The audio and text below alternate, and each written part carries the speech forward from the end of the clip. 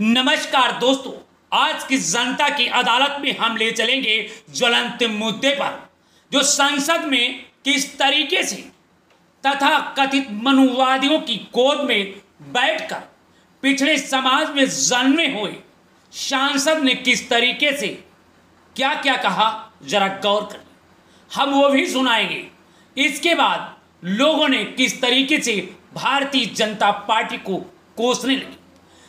दानिश अली ने लिखा है, आरएसएस की शाखाओं की प्रयोगशाला में क्या यही सिखाया जाता है?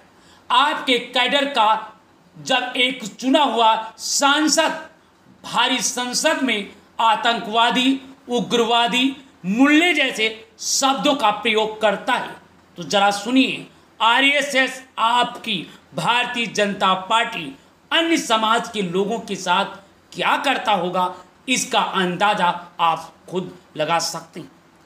इसके बाद कोहराम शुरू हो गया। इस संदर्भ में लोकसभा स्पीकर से लेकर के सड़क तक चारों तरफ कोहराम मचा हुआ है। उनके खिलाफ कार्रवाई की मांग की जा रही। थोड़ी बात कहने पर संसद की सदस्यता को बर्खास्त किया जाता है।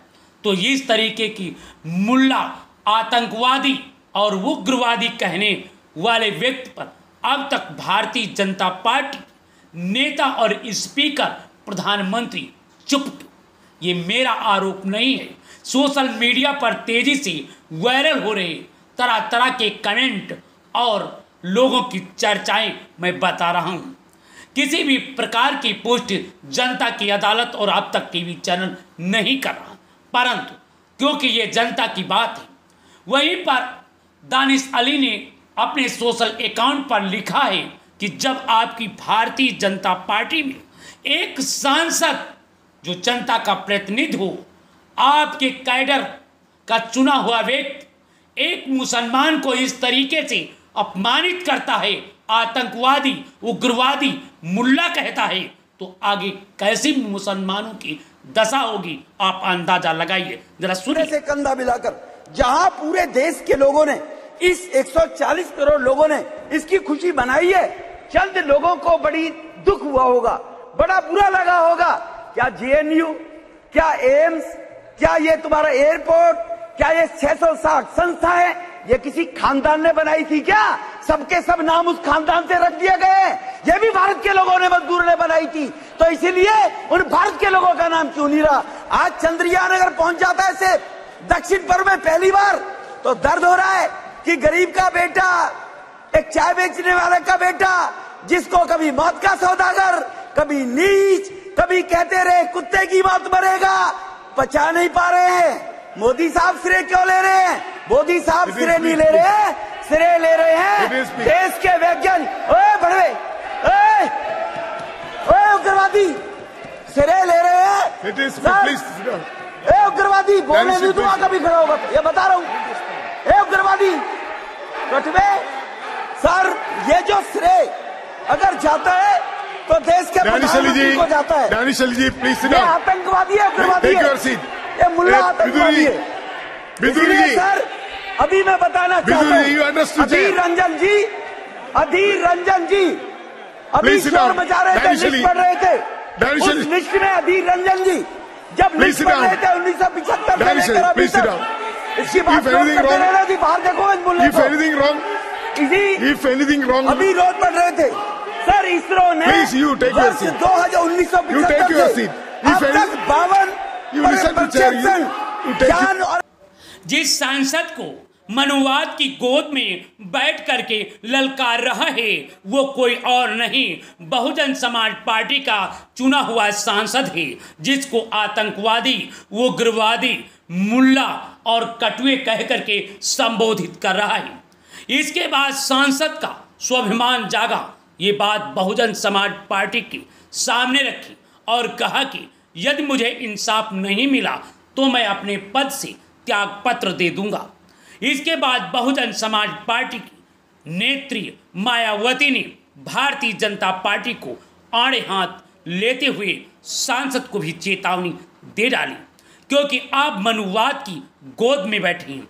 बाबा साहेब डॉक्टर भीमराव अंबेडकर के आरक्षण से आप सांसद और विधायक बने हैं। मैं चैलेंज करना चाहती हूँ, मैं कहना चाहता हूँ, क्या कभी ये मनुवाद तुमको सामान्य सीट से लड़ाकर सांसद विधायक बनाएंगे? क्या तुम्हें कभी सामान्य सीट से जीतने पर क्या तुम्हें मुख्यमंत्री और प्रधानमंत्री जैसे पदों पर बैठाएंगे? नहीं, क्योंकि ये तुम्हारा उपयोग इसलिए करते हैं क्योंकि बहुजन समाज के पैरों को कुचलो और दलित, पिछड़े, अल्पसंख्यक समाज को अपमानित करो। जब इनका अधिकार हनन होता है तो तुम चुप बैठ जाते हो, तुम्हें सांप सूंघ जाता है, और जब उनका प्रस्ताव आता है तो इस तरीके के गले फाड़ फाड़ करके अपने ही समाज के दलित, शोषित, वंचित और अपने ही समाज के लोगों को अपमानित करते हो। मायावती ने और समाज अब उनकी जमकर आलोचना कर रहा है, जिसका दंश झेल रहे हैं। आगे क्या कार्रवाई होगी, आइए चलते हैं दानिश अली से भी पूछताछ करते हैं कि आखिर में उन्होंने क्या कहा। और आइए सुनते हैं। जब मेरे जैसे चुने हुए व्यक्ति की स्थिति आज इस देश में यह है तो एक आम आदमी की स्थिति क्या होगी? मुझे उम्मीद है कि मेरे साथ न्याय होगा। आदरणीय स्पीकर साहब कार्रवाई करेंगे, नहीं तो मैं भरे मन से इस सदन को भी छोड़ने पर विचार कर रहा हूं, क्योंकि ये एक सभ्य समाज में बर्दाश्त नहीं किया जा सकता। क्या है? क्या हम इसलिए चुन के आते हैं? क्या देश को आजादी इसलिए दिलाई गई थी? क्या हमारे पुरखों ने कुर्बानियां इसलिए दी थी इस देश की आजादी के लिए कि जब हमारे प्रतिनिधि चुन करके जाएंगे तो उनको यह सुनने को मिलेगा? दुनिया के अंदर आज देश की क्या तस्वीर आपने खींच के रख दी है? महिलाओं को आरक्षण, ये स्पेशल सेशन था। 75 साल अमृत काल में हम गए हैं, पार्लियामेंट की नई बिल्डिंग में हम गए हैं। महिलाओं के आरक्षण के लिए ये संसद का सत्र विशेष रूप से बुलाया गया। वो आरक्षण कब मिलेगा? 2029 में लागू होगा, 2034 में होगा या 2047 में होगा? अभी उस पर सवालिया निशान है, मैं उसमें नहीं जाना चाहता। लेकिन मुझे तो ऐसा लग रहा है अब कि क्या ये स्पेशल सेशन इस देश के चुने हुए एक सांसद को उसकी कम्युनिटी से लिंक करके उस पर इस तरीके का अटैक करना, सोच भी नहीं सकता, मैं सोच भी नहीं सकता। इन्होंने केवल मुझे या मेरे फॉलोअर्स को ही नहीं, पूरे देश को शर्मसार किया है। पूरे देश की आत्मा को शर्मसार करने का काम किया है। अब बस देखना इतना है कि रमेश विदुड़ी जी के खिलाफ, honourable member of parliament Lok Sabha के खिलाफ,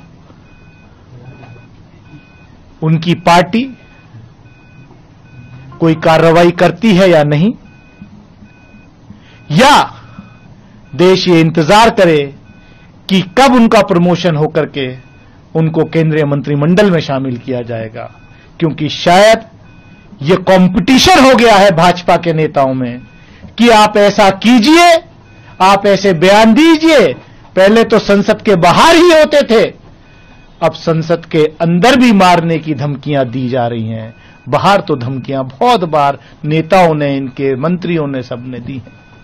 लेकिन ये सोचना पड़ेगा कि हम इस देश को अमृत काल में किस तरफ ले जा रहे हैं। आप तो बड़े सॉफ्ट स्पोकन हैं, कैसे हो गया? सर्कमस्टेंसेस क्या बना था जो कि आप वहां थे?